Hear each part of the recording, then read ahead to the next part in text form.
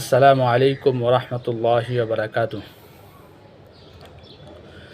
আলহামদুলিল্লাহি ওয়াকাফা ওয়াসসালামুন আলা ইবাদিহিল্লাযিনা ইসতাফা আম্মা বা'দ।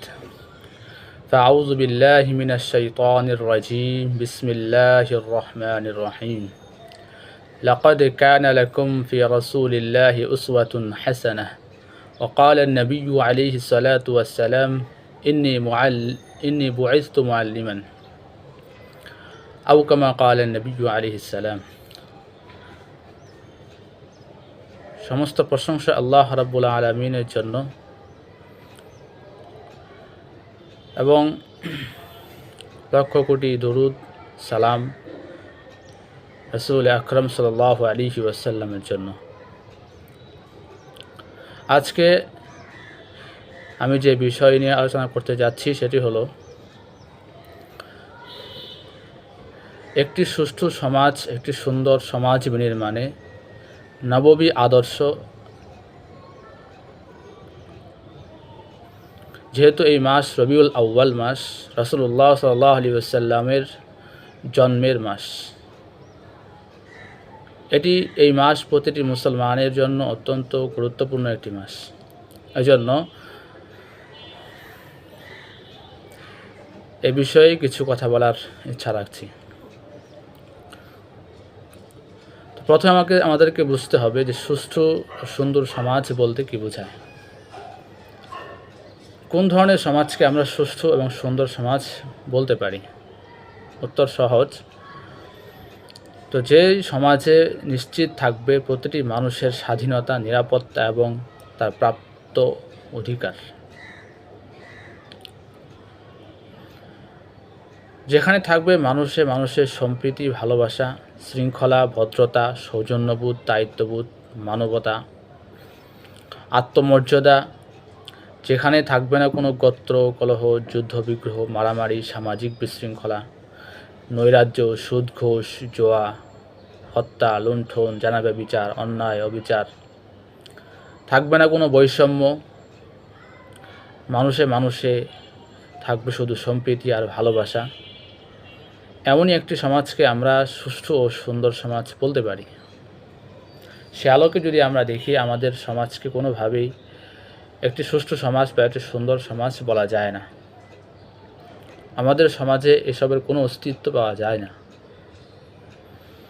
বরং সমাজের সর্বত্রই আজ নৈরাজ্য, বিশৃঙ্খলা, অন্যায়, অবিচার।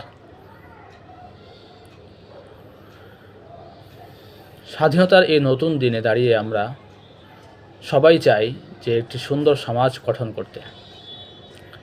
ফ্যাসিস্ট সরকারকে তার ক্ষমতা থেকে সরিয়ে দিয়ে আজ আমরা একটি বৈষম্যহীন স্বাধীন বাংলাদেশ করার যে আশা এবং যে প্রত্যয় আমরা ব্যক্ত করছি,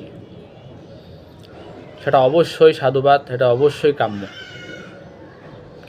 কিন্তু কথা হলো যে একটি সুষ্ঠু সমাজ, একটি সুন্দর সমাজ কীভাবে গঠন করা হবে?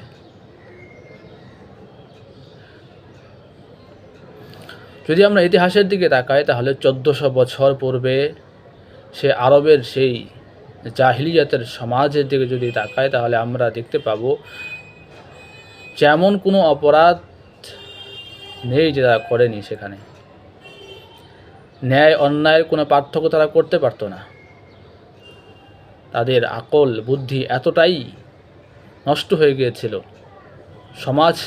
সমাজের কাঠামো এতটাই ধসে গিয়েছিল, যেখানে মানুষ মনে করত উলঙ্গ হয়ে পবিত্র কাবা ঘর তাওয়াফ করাটা ইবাদত। নাউযুবিল্লাহ। যেখানে মানুষ নারীদেরকে কোনো সম্মান দিত না, সম্মান তো দূরের কথা, নারীদেরকে মানুষই মনে করা হতো না। নারীদের তাদের পিতার ওয়ারিশ সূত্রে সম্পদ দেওয়া হতো না। এভাবে মানুষের কোনো হক অধিকার আদায় করতো না। মনুষ্যত্বের কোনো চিহ্ন লেশ মাত্র ছিল না। এমন এক সংকটময় মুহূর্তে, এমনই এক দুর্যোগময় মুহূর্তে আল্লাহ সুবহানাহু ওয়া তাআলা রাসূল আকরাম মুহাম্মদুর রাসূলুল্লাহ সাল্লাল্লাহু আলাইহি ওয়াসাল্লামকে এই পৃথিবীর বুকে পাঠালেন, যিনি এসে পুরো সমাজ ব্যবস্থাকে ঢেলে সাজালেন, সমাজ সংস্কার করলেন। সমাজের প্রতিটি সেক্টরে তিনি এমনই এক ব্যবস্থা, এমনই এক পদক্ষেপ গ্রহণ করলেন, যেই সমাজ জাহিলিয়াত অন্ধকারচ্ছন্ন ছিল, যেই সমাজে ক্ষুদ্র থেকে ক্ষুদ্র বিষয় নিয়ে যুগের পর যুগ যুদ্ধ বিগ্রহ হতো, এমনই এক সমাজকে তিনি, এমনই এক জান্নাতি সমাজ ব্যবস্থা কায়েম করলেন, পৃথিবীর ইতিহাসে এর বিরল এবং এর কোনো নজির পাওয়া যায় না। এজন্য ঐতিহাসিক রেমান্ড লার্জ বলেছেন, the founder of Islam is in fact the promoter to the first social and international revolution of which history gives mention. অর্থাৎ প্রকৃতপক্ষে সামাজিক এবং আন্তর্জাতিক বিপ্লব সূচনাকারীদের মধ্যে থেকে ইসলামের ধর্মের প্রবর্তকের নাম পৃথিবীর ইতিহাসে সর্বপ্রথম সর্বাগ্রে উল্লেখ করা হয়েছে। রাসূলুল্লাহ সাল্লাল্লাহু আলাইহি ওয়াসাল্লাম অন্ধকারচ্ছন্ন আরব সমাজকে এতটাই উন্নত এবং আদর্শিত সমাজ গঠন করে গেছেন, যা পৃথিবীবাসীর জন্য এক রোল মডেল হয়ে থাকবে। অতএব যদি আমরা আমাদের এই স্বাধীন দেশের নতুন দেশের আমাদের এই নতুন দিনের সেই প্রত্যয় সমাজকে পরিবর্তন করতে চাই, সমাজ সংস্কার করতে চাই, তো অবশ্যই আমাদের জন্য রাসূলুল্লাহ সাল্লাল্লাহু আলাইহি ওয়াসাল্লামের আদর্শের অনুসরণ করা কোনো বিকল্প নেই।